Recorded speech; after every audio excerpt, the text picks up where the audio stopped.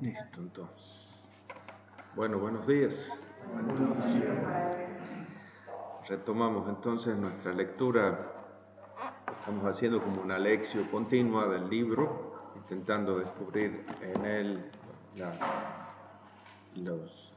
claves de la composición del libro y los elementos que nos ha dejado el autor o el editor o el redactor para una lectura tal como él quiere que la hagamos. Entonces vamos aprovechando las palabras gancho que hay en los distintos textos, los distintos títulos que nos ha dejado, o los discursos introductorios, como hemos visto en el capítulo 11, o en el capítulo 16, que dan el tono de lo que viene a continuación. Bueno, entonces, dentro del mismo primer libro, digamos, la primera redacción, el libro, o lo que podría haber sido el primer libro de Jeremías, son los capítulos 1 al 25, ahora vamos a la segunda parte de ese texto, que son los capítulos 21 al 24.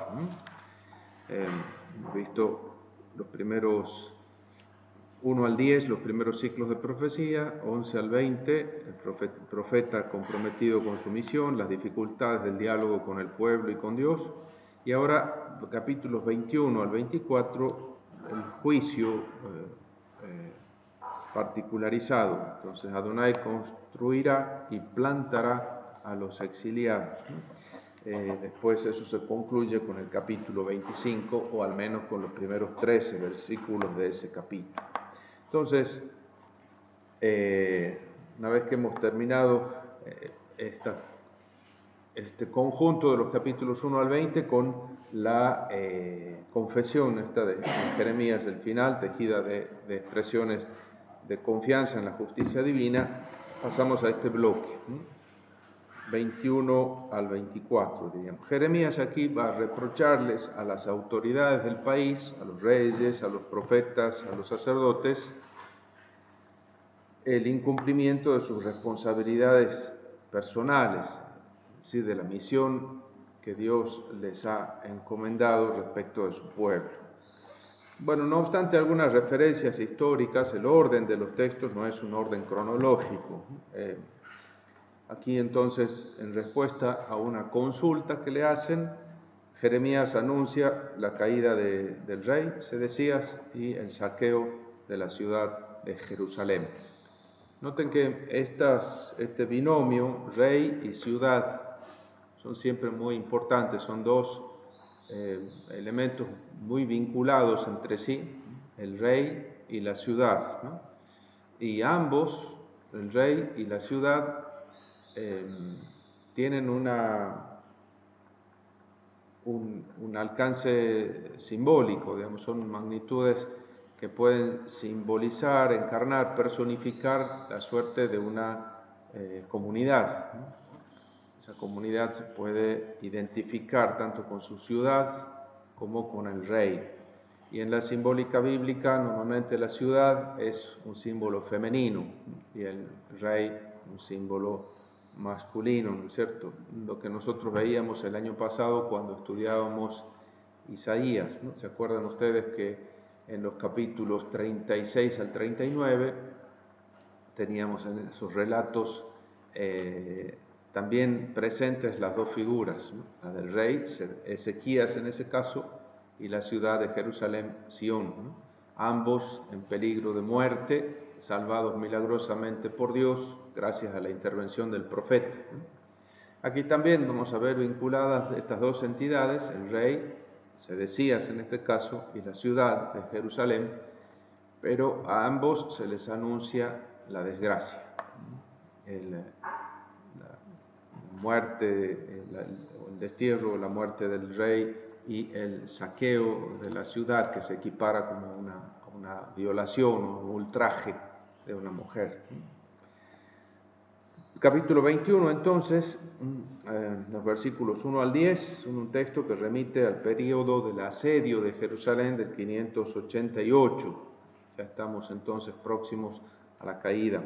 Anuncia entonces la caída de la ciudad y la muerte de Sedecías y de los suyos.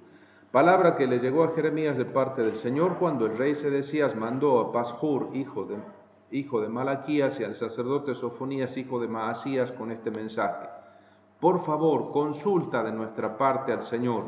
Acuérdense que el verbo sha'al, consulta de nuestra parte al Señor, intercede en nuestro favor delante del Señor, ¿no? Pide, ya que Nabucodonosor, rey de Babilonia, nos ha declarado la guerra.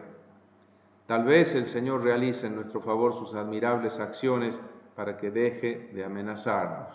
Quizás haga por nosotros alguno de sus milagros, ¿no? Jeremías les respondió: díganle a Sedecías, así ha dicho el Señor Dios de Israel: yo haré retroceder las armas de guerra que ustedes empuñan para enfrentar al rey de Babilonia y a los caldeos que los están asediando fuera de las murallas, y las amontonaré en medio de la ciudad, ¿no? Haré rebotar las municiones y que caigan sobre la misma ciudad y se amontonen, ¿no? Es una imagen. Yo mismo combatiré contra ustedes. No solo no los defenderé, sino que combatiré contra ustedes. Noten la expresión: con mano extendida y brazo fuerte. Expresiones que se usan en la tradición deuteronómica para hablar del Éxodo, ¿no? Los salvó de Egipto con mano fuerte y brazo extendido. Ahora contra Israel. Con ira, con furor y con gran indignación. Heriré a los habitantes de esta ciudad y haré morir por una gran peste a seres humanos y animales. Después de esto, oráculo del Señor, entregaré a Sedecías, rey de Judá, a sus ministros y a la tropa y a los que están en esta ciudad que hayan sobrevivido a la peste, a la espada y al hambre, en poder de Nabucodonosor, rey de Babilonia, de los enemigos de ustedes que buscan matarlos, y él los matará a filo de espada, sin piedad, sin clemencia, sin compasión. Y dirás a este pueblo: así ha dicho el Señor, yo les doy a elegir entre la vida y la muerte. Otra vez, la reminiscencia del Deuteronomio 30, ¿no? El que se quede en esta ciudad morirá por la espada, por el hambre y por la peste. El que salga y se rinda a los caldeos que se le están asediando, vivirá, y su trofeo será su propia vida. Es decir, el premio de haber hecho esto es salvar la vida. Porque yo me enfrento con esta ciudad para el mal, no para el bien, será entregada en manos del rey de Babilonia y él le prenderá fuego. Entonces, estos primeros versículos, con un presagio nada halagüeño, en respuesta a la consulta de Jeremías, del rey, Jeremías anuncia la caída. Ahora vienen una serie de oráculos que conforman una especie de cuadernillo o de librito sobre la casa real, sobre los profetas, que muestran que puede haber habido antes de la redacción del libro una previa colección de oráculos de Jeremías, ¿cierto? Es decir, la redacción del libro de los capítulos 1 al 25, que podemos suponer, primera redacción deuteronómica del libro de Jeremías, no es la primera recolección o compilación. Ha habido probablemente una pequeña compilación de oráculos anteriores. De hecho, están reunidos así como en cuadernillos. 21:11. A la casa real de Judá. Escuchen la palabra del Señor, descendientes de David. Entonces, no solo al rey, sino a la casa de David, que es la casa reinante. Esta compilación de profecías referidas a la casa real de Judá probablemente han sido pronunciadas antes de este momento, 594, ¿no? En tiempos de la rebelión contra Babilonia. Subrayan aquí la invitación a rendirse a los caldeos. La mejor decisión es rendirse a los caldeos, someterse a Nabucodonosor, y expresan así la desaprobación de Jeremías respecto de la dinastía reinante. El rey, que debería ser garante de justicia y la solidaridad exigida por la ley, ha sucumbido a la ambición del poder y al miedo a perder el poder. Sin embargo, el Señor, en su fidelidad a la alianza, despierta la nueva esperanza del pueblo al anunciar el envío de un rey según su corazón, que los establecerá en justicia y en paz. ¿Cuándo? No sabemos, pero ese capítulo 23 nos dejará. Vamos entonces a completar este primer oráculo. Así ha dicho el Señor: hagan justicia cada mañana, libren al oprimido de manos del explotador, no sea que mi ira brote como fuego y arda sin que nadie pueda apagarla a causa de la maldad de sus acciones. Hagan justicia cada mañana, así como el sol sale cada mañana, el sol de justicia sale cada mañana, alumbra con su luz y hace que se distingan lo bueno de lo malo, hacen que las cosas se vean según su realidad. Así se espera que a la mañana se haga justicia, ¿no? El orante siempre espera que al amanecer Dios le haga justicia, ¿no? Así como alumbra la luz del día. Y esa justicia, sobre todo, a aquel que no puede defenderse, a aquel que no puede hacer valer sus derechos, ¿no? Aquel que está oprimido, explotado, aplastado por el poderoso y que no puede comprar a los jueces que deberían defender sus derechos, ¿no? En cambio, a los poderosos que hacen valer su poder. Aquí estoy contra ti, habitante del valle, roca de la llanura, oráculo del Señor. Contra ustedes que dicen: ¿quién podrá caer sobre nosotros? ¿Quién entrará en nuestros refugios? Yo los castigaré conforme al fruto de sus acciones y prenderé fuego a su bosque que quemará todo a su alrededor. Entonces, otra vez, ¿no es cierto?, la exigencia de la justicia, ¿no? Lo que va minando la estructura misma de la sociedad es la injusticia. Esa injusticia no solo tolerada por las autoridades, sino incluso aquellos que se hacen cómplices de esa misma injusticia. Capítulo 22. Baja al palacio del rey de Judá y pronuncia allí este discurso. Ahora no en el templo, sino en el palacio.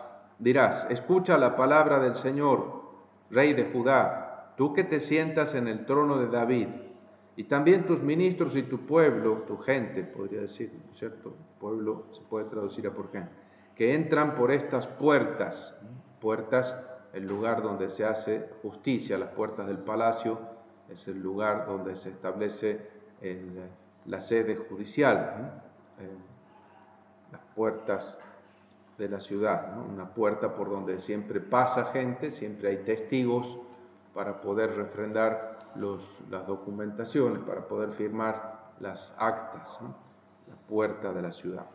Así dice el Señor: hagan valer el derecho y la justicia, liberen al oprimido de las manos del explotador, no opriman al migrante, al huérfano y a la viuda. No hagan violencia ni dejen que se derrame sangre inocente en este lugar.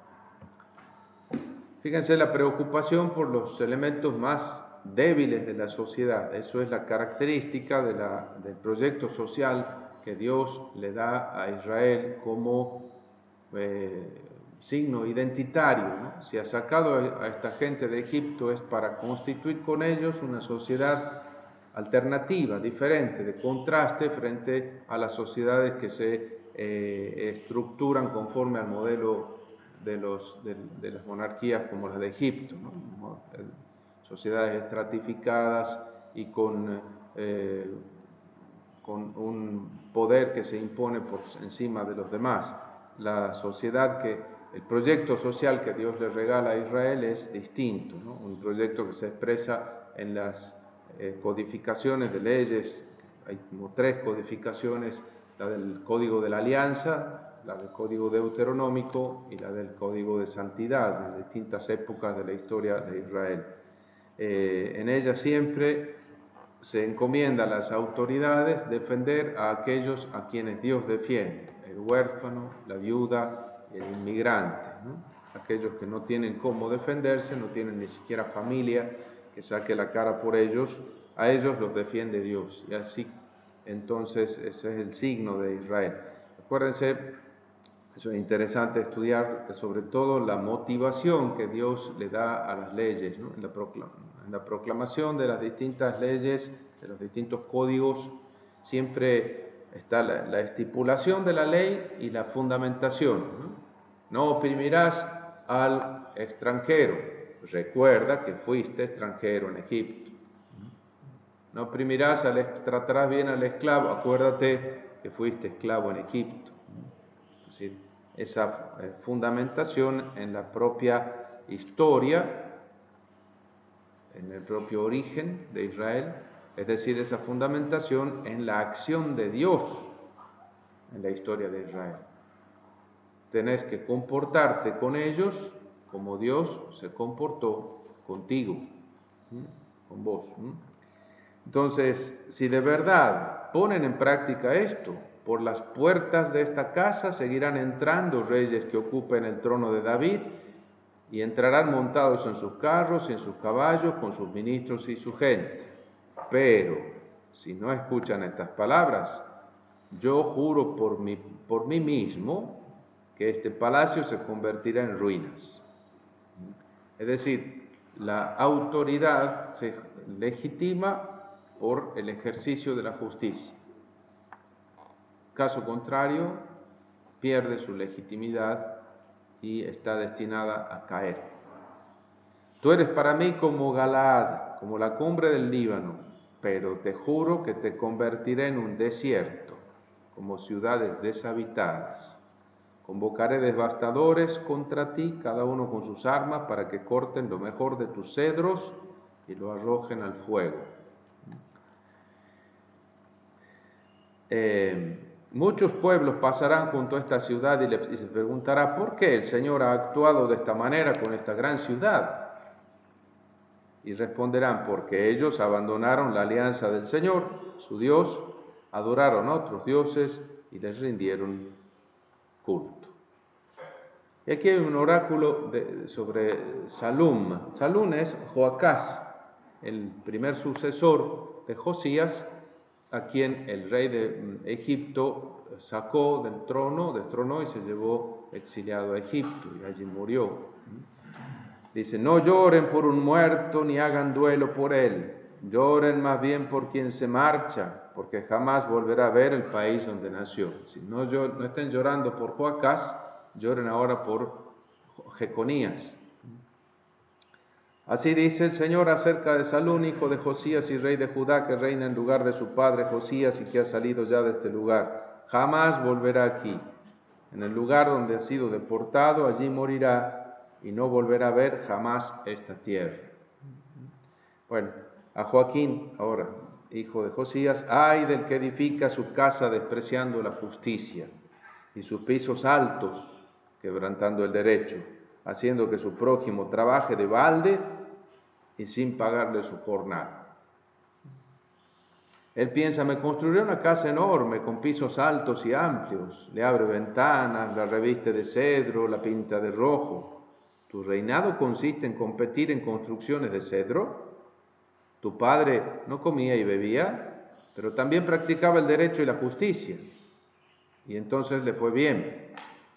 Defendió la causa del pobre y del miserable, y así le fue bien a su padre Josías. ¿No consiste en esto conocerme, oráculo del Señor? Es decir, defender la causa del pobre y del miserable. En eso consiste conocer al Señor. Pero tu mirada y tus intenciones están puestas solo en el lucro, en derramar sangre inocente y en practicar la opresión y la violencia. Por eso, así dice el Señor a Joaquín, hijo de Josías y rey de Judá. No se lamentarán por él diciendo, ay hermano, ay hermana. No se lamentarán por él diciendo, ay Señor, ay majestad. Tendrá el entierro de un burro. Lo arrastrarán y lo arrojarán fuera de las puertas de Jerusalén. Es terrible, Jeremías.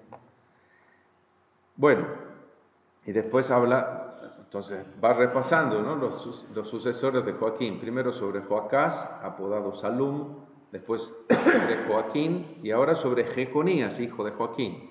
Juro por mi vida, oráculo del Señor, que aunque Jeconías, hijo de Joaquín, rey de Judá, fuera un anillo en mi mano derecha, es decir, lo más valioso, el anillo donde va el sello, ¿no es cierto?, con el que se sellan los decretos reales, aunque fuera un anillo en mi mano derecha, yo te arrancaría de allí, te entregaré en manos de los que buscan matarte, en manos de aquellos que te hacen temblar de miedo, en manos de Nabucodonosor, rey de Babilonia, en manos de los caldeos.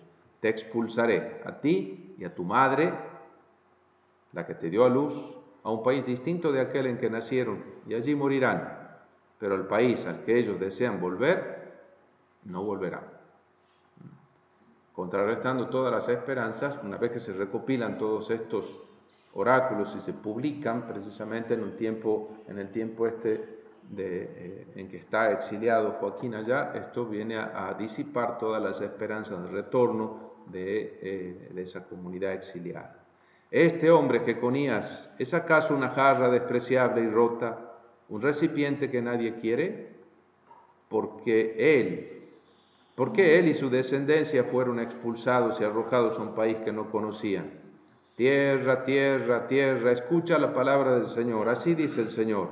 Escriban así sobre este hombre, sin hijos, fracasado en su vida, porque ninguno de su descendencia logrará sentarse en el trono de David ni gobernará Judá. Pónganlo por escrito, dice Jeremías, ¿no? Para que conste, para que después no digan que no lo he dicho. Y ahora viene este oráculo del capítulo 23, porque 22, 24 al 30 describe el triste destino de Jeconías, presagiando así el final de la dinastía davídica y de toda esperanza de restauración del reino de Judá, que efectivamente nunca pudo ser restaurado, ¿no? Incluso después, ya en la época de Ageo o Zacarías, con estas esperanzas de que Zorobabel fuese el rey que restaurase la dinastía davídica, eso terminó también en un fracaso, ¿no? Sin embargo, la fidelidad del Señor va a fundamentar siempre la esperanza de la continuidad de la casa de David, portadora de bendición. ¿De qué manera? Todavía no se dice, ¿no? Ahora viene el capítulo 23, versículos del 1 al 8. Ante el fracaso de los reyes, el mismo Señor se va a hacer cargo de su pueblo, como al principio. Como dice, antes Israel no tenía rey. ¿Cuál es el problema? El Señor se encargaba de él, el Señor reinaba sobre Israel, ¿no es cierto?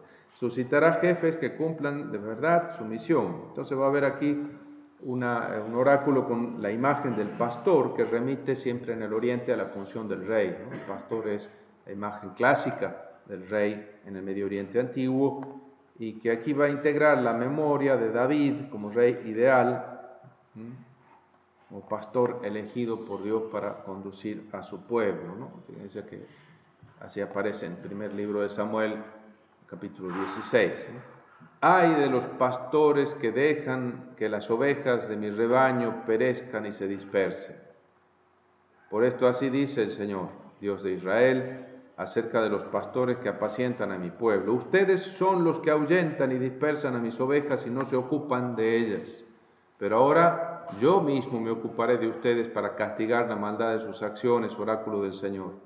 Yo mismo reuniré al resto de mis ovejas desde los países donde las había dispersado y las haré volver a las praderas para que tengan crías y se multipliquen. Yo les pondré pastores que las apacienten, de manera que no tengan miedo, ni se asusten, ni se pierdan. Oráculo del Señor. Miren, llegan días, oráculo del Señor, en que yo suscitaré a David un retoño legítimo. Reinará como rey, se comportará sabiamente y practicará el derecho y la justicia en el país. Durante su vida, Judá alcanzará la salvación e Israel vivirá seguro. El nombre con el que lo llamarán será: el Señor es nuestra justicia. Adonai Tzidkenu, ¿no? Juego de palabras con Tzidki Yahu, ¿no es cierto? Con el nombre de Sedecías. Por eso vendrán días, oráculo del Señor, en que ya no se dirá más por la vida del Señor que ha hecho subir del país de Egipto a los israelitas, sino por la vida del Señor que ha hecho subir a los israelitas del país del norte y de todos los países a donde los había dispersado para que habiten en su propio suelo. Se repite esto que ya hemos leído en el otro texto. Bueno, aquí por supuesto esta visión de un futuro ideal, ¿no es cierto? Después vienen oráculos contra los profetas, capítulo 23, los profetas que profetizan falsamente, que deberían transmitir la palabra del Señor, pero no hablan según sus ocurrencias. Noten aquí que, sin embargo, cuál es la imagen de profeta que se tiene, ¿no? ¿Cómo se entiende que un profeta pueda pronunciar palabras de Dios, ¿no? Fíjense que dice, versículo 21 y siguientes, yo no envié a los profetas y sin embargo ellos corrieron a predicar. Yo no les hablé, pero ellos profetizaron. Si ellos hubieran estado presentes en mi consejo, habrían proclamado mis palabras a mi pueblo y le habrían hecho volver de su mal camino y convertirse de sus malas conductas, de su mala acción. El profeta es alguien entonces que tiene acceso al consejo divino, la sala donde se toman las decisiones, y por eso puede hablar en su nombre, ¿no? Pero estos profetas no han asistido al consejo de Dios, ya hablan de sus propias ocurrencias. Dice, escuchen lo que dicen los profetas que profetizan mentiras en mi nombre, diciendo, tuve un sueño. ¿Hasta cuándo durará esto en el corazón de los profetas que profetizan la mentira y vaticinan el engaño de su corazón? Con los sueños que se cuentan unos a otros, pretenden hacer que mi pueblo olvide mi nombre, como sus padres lo olvidaron por el de Baal. El profeta que tenga un sueño, que cuente el sueño, y el que tenga una palabra mía, que diga en verdad mi palabra. Pero ¿qué tiene en común la paja con el trigo? ¿Acaso no es mi palabra como fuego, como un martillo que pulveriza hasta la roca? Oráculo del Señor. Por eso, aquí estoy yo, contra los profetas que se roban mis palabras unos a otros. Bueno, el capítulo, entonces, contra los profetas es también un capítulo, digamos, una crítica clave precisamente por el conflicto que hemos visto que se entabla entre Jeremías y los falsos profetas, que vamos a ver a continuación ilustrado en los capítulos 27, 28 y 29. Pero entonces, junto con los reyes, también los profetas de la corte, profetas del staff, son culpables de la situación deplorable en la que se encuentra Judá.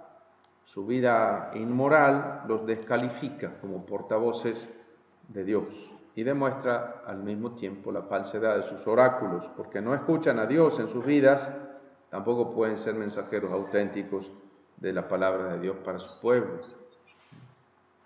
El profeta Jeremías sufre al ver que la gente se deja engañar por las palabras falsas de los profetas, por las esperanzas ficticias de estos embaucadores, porque no quiere escuchar el pueblo los duros reproches que el mismo Jeremías, profeta auténtico, le presenta. Aquí va a haber una interesante, el final de este capítulo 23, en los versículos 33 y siguientes, hay un juego de palabras que también vale la pena entender. Cuando este pueblo, o un profeta, o un sacerdote te pregunte, ¿cuál es tu oráculo o la carga del Señor? Tú les responderás, ustedes son la carga. Aquí la palabra es la palabra masá, de la raíz nasá, levantar, cargar. Masá es un oráculo contra un cargo, una carga, pero un cargo contra otro. También es la carga, el peso, el fardo. Entonces, dicen, ¿cuál es? ¿Tienes un oráculo? Dice, ustedes, tienes un oráculo, tienes un masá. Es lo mismo, ustedes son el masá, pero el fardo, un fardo pesado que yo tengo que cargar, son ustedes. Entonces juega con el doble sentido de la palabra masá. Ustedes son la carga, el fardo, y yo me voy a deshacer de ustedes. Oráculo del Señor. Si un profeta, un sacerdote o una persona del pueblo dice, oráculo del Señor, yo me encargaré de castigarlo a él y a su familia. Ustedes se dirán uno a otro, cada uno a su hermano, ¿qué respondió el Señor? ¿Qué dijo el Señor? Pero la expresión oráculo del Señor ya ni la mencionen, porque su propia palabra será para cada uno su oráculo, su carga, su fardo, ya que ustedes tergiversan las palabras del Dios vivo, el Señor Todopoderoso. Así dirás al profeta, ¿qué te respondió el Señor? O bien, ¿qué te dijo el Señor? Pero si ustedes dicen oráculo del Señor, entonces así dice el Señor. Por haber dicho ustedes esta expresión, oráculo del Señor, a pesar de que yo les había mandado no decir oráculo del Señor, por eso yo los levantaré como una carga y me voy a deshacer de ustedes y de esta ciudad que les había dado a ustedes y a sus padres, arrojándolos lejos de mi presencia. Impondré una deshonra eterna y un oprobio sin fin que no se olvidará. Bueno, entonces ese término hebreo, que es a la vez oráculo, pronunciamiento solemne, o también cargo, pero también es carga o fardo, y así intensifica el reproche para el pueblo, convertido en una pesada carga que el Señor tiene que soportar y de la que terminará de desprenderse precisamente ahora. Capítulo 24, otra vez una visión, aquí parecidas a la visión del 18 o a las visiones del capítulo 1, en paralelo, digamos, a esa forma de visiones del profeta, ¿no? La visión de la canasta de higos. Dos canastas de higos, ¿no es cierto? Después de que Nabucodonosor, rey de Babilonia, deportara de Jerusalén a Jeconías, hijo de Joaquín y rey de Judá, junto con los príncipes de Judá, los orfebres y los herreros, y los llevara a Babilonia, el Señor me mostró dos canastas de higo colocadas delante del templo del Señor. Dos canastas de higos. Una canasta tenía higos muy buenos, como brevas, y otra higos muy malos, que de tan malos no se podían comer. Dos canastas de higos, ¿no? Y el Señor me preguntó, ¿qué ves, Jeremías? Yo le respondió, higos. Los higos buenos son muy buenos, y los higos malos tan malos que no se pueden comer. Entonces la palabra del Señor me llegó. ¿Ven el esquema siempre, ¿no? La vista, la toma de conciencia y la interpretación. Así ha dicho el Señor Dios de Israel, como se reconocen estos higos buenos, así reconoceré como buena la comunidad de los exiliados que he enviado desde este lugar al país de los caldeos. Yo velaré por su bien y los haré volver a este país. Los construiré, no los destruiré. Los plantaré, no los arrancaré. La terminología está del capítulo 18, ¿verdad? Les daré un corazón para que me conozcan y para que sepan que yo soy el Señor, y así ellos serán mi pueblo y yo seré su Dios, porque volverán a mí de todo corazón. Una profecía favorable a la Golá. Golá es la comunidad, el exilio, ¿verdad? Entonces, ahora va a la otra canasta. En cuanto a Sedecías, rey de Judá, es la canasta de los higos, es decir, de los que han quedado en Jerusalén. En general, es extraño porque en el libro vamos a ver cómo quedan establecidas dos comunidades y aparentemente Jeremías, que queda entre los que quedaron al final de la destrucción, parece más favorable a ellos, ¿no? Pero entonces aquí hay como dos grupos, uno que ha ido al exilio y otro que ha quedado, son los que están bajo la autoridad de Sedecías. En cuanto a Sedecías, rey de Judá, sus príncipes y el resto de Jerusalén, los que han quedado en el país y los que viven en el país de Egipto, porque ya han empezado a emigrar a Egipto para refugiarse, y después también al final en la tercera deportación. Así dice el Señor, yo los trataré como a los higos malos que de tan malos no se pueden comer. Yo los convertiré en espanto y desgracia para todos los reinos de la tierra, para que sirvan de insulto y de proverbio, de burla y maldición en todos los lugares donde los disperse. Así que el Señor te maldiga como maldijo a tal, ¿no? Maldito como Sedecías y sus compañeros. Enviaré contra ellos la espada, el hambre y la peste hasta que sean borrados de la tierra que yo les había dado a ellos y a sus padres. Fíjense entonces, esta visión de las 2 cestas de higo introduce una valoración diferente de la suerte de los 2 grupos en los que está ahora ya dividido Judá, los que están todavía en la tierra y los que están en el exilio, ¿no? Según una consideración acostumbrada, los judíos desterrados a Babilonia evidenciaban que el castigo divino había caído sobre ellos, y los que habían quedado en Judá durante el reinado de Sedecías gozarían, según eso, del favor divino y de su protección. Porque uno dice, han sido desterrados por su culpa, entonces están pagando con el exilio su propio pecado. Esa sería la interpretación de estos que han quedado.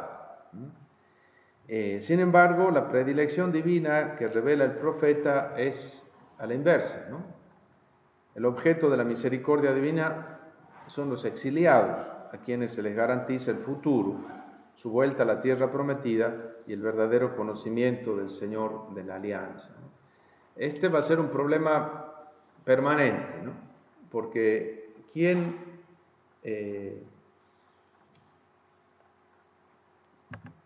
tiene la continuidad? ¿Dónde va a estar la continuidad del pueblo de Dios, del Israel de Dios, ¿no?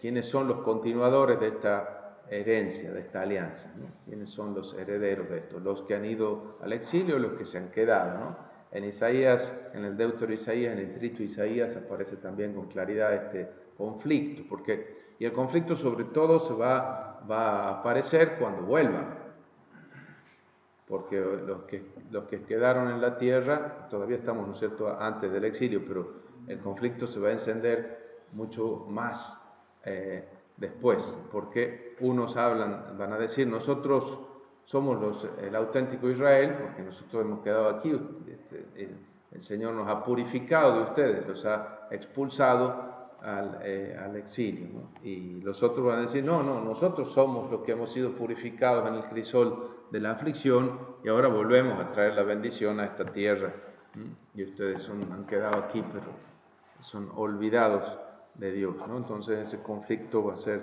también muy agudo, ¿no?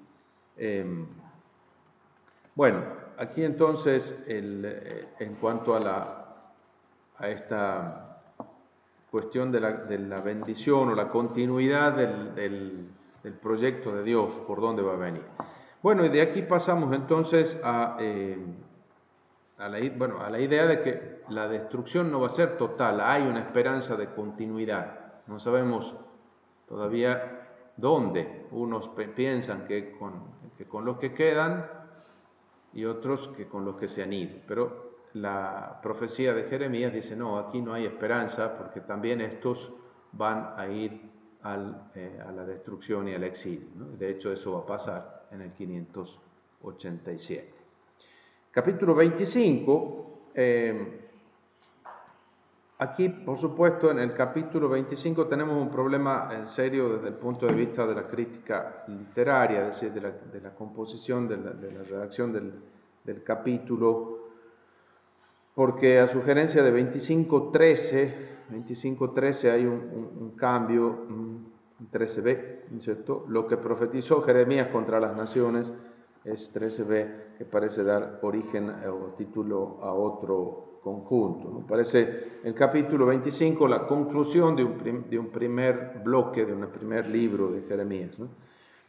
Jeremías 36 parece identificar este conjunto de los capítulos 1 al 35 con el rollo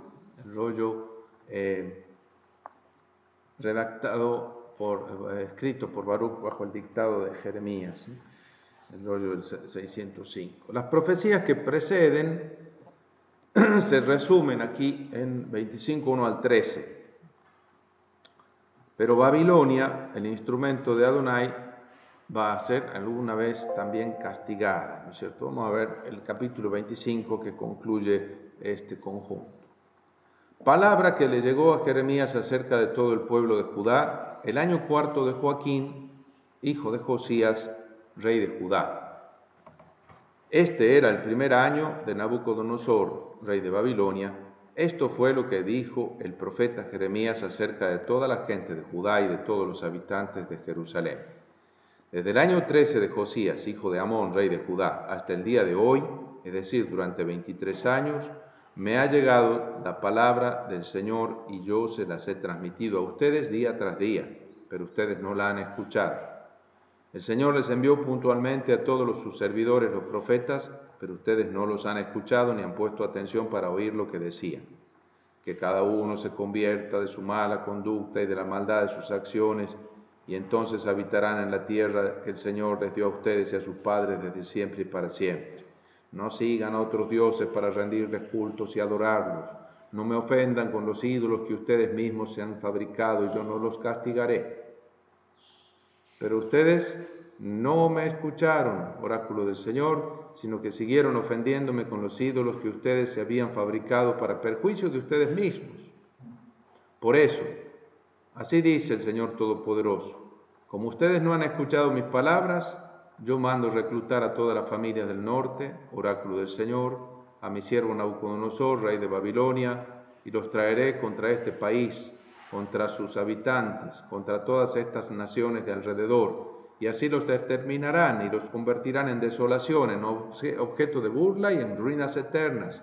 Yo haré que desaparezca entre ellos la voz de la alegría, la voz del gozo, la voz del novio, la voz de la novia, el sonido del molino y la luz de la lámpara. Es decir, la vida doméstica, la vida de las casas, ¿no es cierto? Es decir, en la casa se oye el ruido del molino, ¿no es cierto? El molino doméstico, ¿no es cierto? Están las dos mujeres en general moliendo el grano, ¿no es cierto? Una sentada de un lado y detrás del otro de la mesa, ponen el palo y la tiran para aquí, el otro pone el palo en el hueco de la piedra del molino y la trae hacia así, ¿no? Y así se va rodando el molino doméstico, ¿no? Entonces, mientras hay ruido, entonces se fabrica harina, se cuece el pan, hay comida, hay vida, y está la lámpara encendida, ¿no?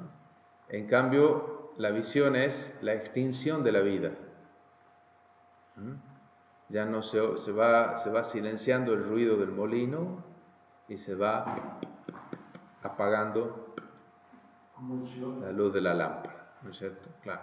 Entonces es la visión de una vida que se va agotando, se va extinguiendo. Entonces no se oye ya la voz del gozo, la voz de la alegría, la voz del novio, la voz de la novia, ni el sonido del molino, ni la luz de la lámpara. Es la visión entonces de la extinción de la vida. Todo este país se convertirá en una ruina desoladora y estas naciones estarán sometidas al rey de Babilonia durante 70 años. Ya hay un límite establecido, ¿no? Los 70 años. Después habla toda una interpretación de estas 70 años, 70 semanas de años, la cuestión de esto que aparecerá en Daniel, ¿no? Daniel aparece la interpretación de esta profecía de las semanas de años en el capítulo 9. Yo le pediré, porque después de 70 años yo le pediré cuentas de sus culpas al rey de Babilonia y a esa nación y convertiré el país de los caldeos en una eterna desolación. También le llegará su turno. Yo haré que sobrevengan sobre este país, sobre todas mis sentencias que yo pronuncié contra él, todo lo que está escrito en este libro que profetizó Jeremías contra las naciones. Entonces hay una referencia al libro, ¿no? Por eso decimos que en este texto parece recopilarse todas las profecías de Jeremías y dice, bueno, como no me han escuchado, es hora de ponerlas por escrito para que consten. Entonces dicta a su secretario todas las palabras del libro y se las entrega para su lectura pública, ¿no? Entonces de ahí se pasaría al capítulo 36, que vamos a ver más adelante. Así entonces, parece ser que en este capítulo 13, aquí hay otro título que empieza, ¿no es cierto?, por 13b, palabra o lo que profetizó Jeremías contra las naciones, porque también las naciones numerosas y grandes reyes someterán a los caldeos a servidumbre y así les pagaré según sus obras, según lo que hicieron sus manos. Y ahí empieza entonces hasta el versículo 38 esta cuestión de la copa hay que dársela a beber a las demás naciones, ¿no? Entonces, el 25, 1 al 13, veríamos como el resumen del ministerio del profeta que actualiza aquí el mensaje, actualiza el mensaje que ha ido transmitiendo y renueva la invitación a la conversión, subrayando entonces la inminencia del peligro que está amenazando a Jerusalén como consecuencia de su obstinación, de su cabeza dura. Los símbolos de la vida doméstica que cesan, como son el molino, la candela o la gozosa esperanza de una pareja de novios que se casan, presagian entonces el destierro de la alegría, la desaparición de la vida a causa de la guerra, la invasión y la destrucción. Los versículos siguientes, entonces, de la segunda parte de este capítulo 25, contienen esta visión de la copa, una copa que se da de beber. Toma, dice, así me dijo el Señor Dios de Israel, toma de mi mano esta copa de vino de mi ira y dásela a beber a todas las naciones a las que yo te envío. Ellas la beberán, se tambalearán y se podrán delirar al ver la espada que yo enviaré contra ellos. Esta visión de la copa de la ira del Señor introduce los oráculos contra las naciones paganas, que ahora se encuentran en los capítulos 46 al 51. Probablemente en la primera edición estaban aquí a continuación, como están en la versión de los 70. Los relatos aquí se han separado porque ahí entran la visión, este conjunto de los capítulos 26 al 45, que contiene como los relatos biográficos de Jeremías. El mensaje no busca justificar las ambiciones de las grandes potencias e imperios, sino ayudar a Israel a elaborar su dolorosa experiencia, encontrar incluso en esa dolorosa experiencia una invitación a la conversión de parte de Dios. Todas las naciones al final terminarán bebiendo su propio veneno, y se venena vivas, ¿no? Es decir, porque van a sufrir las consecuencias de su propia prepotencia y violencia sembradas en todas partes. El que a espada mata, a espada muere, ¿no? El que hierro mata, a hierro muere. El Señor entonces va a ampliar el castigo con el que amenazaba a Israel, lo va a ampliar a todas las naciones, a todos los pueblos. Es lo que dice Romanos 11, 32. El Señor encerró a todos en la rebeldía para poder también tener misericordia de todos, ¿no? Ese castigo con el que se amenaza a Israel en los capítulos 1 al 25 se prolonga a las demás naciones también. Bueno, así entonces estas profecías. Este capítulo conserva, como hemos visto entonces, las huellas de una complicada historia de la redacción del libro y la datación acerca del episodio, del dictado, esta que aparece aquí al principio, lo vincula con el capítulo 36. Empieza ahora entonces un bloque diferente, ¿no es cierto? No sé si hay alguna pregunta respecto de estos capítulos. Vamos a empezar después los capítulos 26 al 45, que es otro bloque, un conjunto que se presenta como un libro dentro del libro, ¿no? Incluso vamos a encontrar otro libro dentro del libro, que son los capítulos 30 y 31, ¿no? Entonces los relatos biográficos dominan estos capítulos 26 al 45, a pesar de que hayan oráculos allí en los capítulos 30 y 31, el gran conjunto, la mayoría son relatos, son la obra de algunos discípulos del profeta que más que pintar un retrato del profeta histórico, en realidad están queriendo proclamar la eficacia de la palabra divina de la cual el profeta se ha hecho servidor, y quieren justificar la conducta y la lucha sostenida por el profeta a lo largo de toda su vida, presentándolo como un modelo de lo que deberían ser los creyentes posteriores. Estos capítulos se dividen fácilmente en 26 al 36 y 37 al 44, con la conclusión en el oráculo de salvación destinado a Baruch en el capítulo 45. Preguntas, si hay. Si no, seguimos. El profeta Jeremías y el profeta Ezequiel eran contemporáneos, ¿no? Uno estaba en Judea y otro en el exilio. Exacto. Por lo menos desde el año 597 en adelante, sí. Claro, y a pesar de las diferencias de estilo, uno con la corriente más deuteronómica y el otro con la corriente más sacerdotal, se puede decir que en esencia el mensaje es el mismo, ¿no? Primero que va a haber una destrucción, que va a haber una segunda deportación, que la ciudad, el país va a ser arrasado, y bueno, llamado a la conversión, ¿no? Efectivamente, sí, sí, sobre todo la primera parte de la profecía de Ezequiel, ¿no es cierto?, de los capítulos 1 al 24, que hablan de la destrucción, y hablan de están muy en la línea de esto también, sí, sí, sí, e incluso por la falsa esperanza que tenían los que habían quedado en Judea, ¿no es cierto?, y que se pensaban mejores que los otros que habían sido deportados. Por supuesto, Ezequiel carga las tintas en eso, ¿no es cierto?, capítulo 11 y 33, ¿no es cierto?, de Ezequiel. Sí, sí, sí, coinciden, ¿no es cierto?, solo que la vocación de Ezequiel empieza en el exilio, ya en tierra de Babilonia, ¿no? Allí es donde de sacerdote se convierte en profeta, digamos, ¿no? Más preguntas. Se puede decir que el hecho de no escuchar al profeta y como que se va dilatando, pero no escuchan la palabra, pero no solamente la palabra, sino palabra y hecho, como que la revelación no es solamente palabra, sino la manera de mostrar ese acontecimiento por medio de imagen, de imagen histórica. Sí, además una palabra en constante referencia a los acontecimientos, es una palabra que interpreta los acontecimientos, ¿no? Y que, fíjense que, bueno, ya lo vamos a estudiar un poquito cuando veamos mejor la figura del profeta al final, ¿no es cierto? Muchas veces esa palabra no es simpática, no es lo que uno esperaría, ¿no? Esto de Vox Populi, Vox Dei, no siempre, no siempre.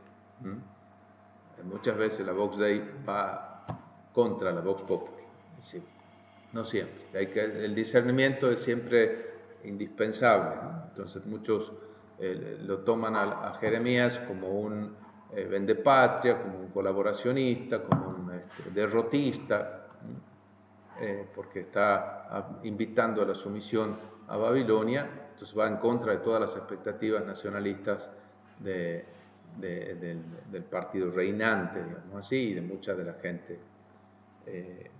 Así que sí, efectivamente se trata de la interpretación de la historia, ¿no? Además, noten el contraste grande que hay, por ejemplo, entre la interpretación de Jeremías y la de Isaías respecto de la política, por ejemplo, y respecto del templo, ¿no? Isaías dice, Isaías invita a la resistencia, ¿no es cierto? Jeremías invita a la sumisión, a la rendición, a la capitulación, ¿no? Isaías dice, no, aquí Immanuel, el Señor Dios está con nosotros, aquí nadie nos va a hacer nada, y efectivamente la liberación milagrosa, milagrosa y con un pago abultado de tributo también de por medio, en el 701, entonces se prueba que efectivamente Dios está con nosotros y no nos han destruido, ¿no? Sennacherib no ha podido con Sión. Y sin embargo, Jeremías dice que se andan ahí confiando en que el templo del Señor, el templo del Señor, el templo del Señor. ¿Saben qué va a pasar con el templo del Señor? Lo mismo que pasó con Silo. Entonces, fíjense cómo no se trata de una verdad atemporal, no son dogmáticos y atemporales. Los profetas están permanentemente discerniendo la voluntad de Dios hoy y aquí, para nosotros. Es decir, y eso no es siempre igual. Una pregunta en el Zoom. Sí. Con respecto al capítulo 24, los que escriben son los que han vuelto del exilio. Se puede pensar que de alguna manera tuvieron que validar su autoridad con respecto a los que habían quedado. Pero tengo entendido que los que se quedaron tampoco fueron fieles a la alianza. ¿Cuál es la relación entre los que se quedaron, los que no fueron exiliados, con los samaritanos que mezclaron sus creencias? El tema de los samaritanos es un tema complejo y más bien parece que es un conflicto posterior, ¿no? El de los samaritanos. Hay que esperar bastantes años todavía. Lo que pasa es que después nosotros lo tenemos como en el mismo plano en el escrito bíblico, pero el cisma con los samaritanos es bastante posterior. Lo que sí es un conflicto desde el comienzo es ¿no es cierto? Esto que acaban de decir ustedes, ¿no es cierto? ¿Con quién está el Señor? ¿A quién le da la razón? ¿A los que se quedan o a los que se van? Aquí el capítulo 24 está escrito, por lo menos la perspectiva del texto es todavía antes de la segunda deportación, ¿no es cierto? Y es la perspectiva de aquel, del Jeremías que mira las cosas desde una Judá que todavía está en sus últimos días. No necesariamente es la perspectiva de los que se han ido y han vuelto todavía, ¿no? Quizás en la de Ezequiel sí, ¿no es cierto? Se trate de eso, pero en la de Jeremías todavía no me atrevería a decir eso, ¿no? Una pregunta, para los deportados, el hecho de estar junto con el rey Jeconías, ¿era un argumento para validar una supuesta ser el verdadero Israel? Es decir, nosotros estamos con el rey, porque los que estaban capaz en Judea decían, nosotros estamos en la tierra, pero ellos podían argumentar, nosotros estamos con el ungido. Claro, sí. Lo que pasa es que, acuérdense, bueno, hay un problema de legitimidad, Claro. se decías, pero porque había un rey vivo todavía, ¿no es cierto? Entonces, sí. Más cosas, más preguntas. Ahí. Bueno, ahí. Muy bien, cortamos entonces ahora y vamos al segundo bloque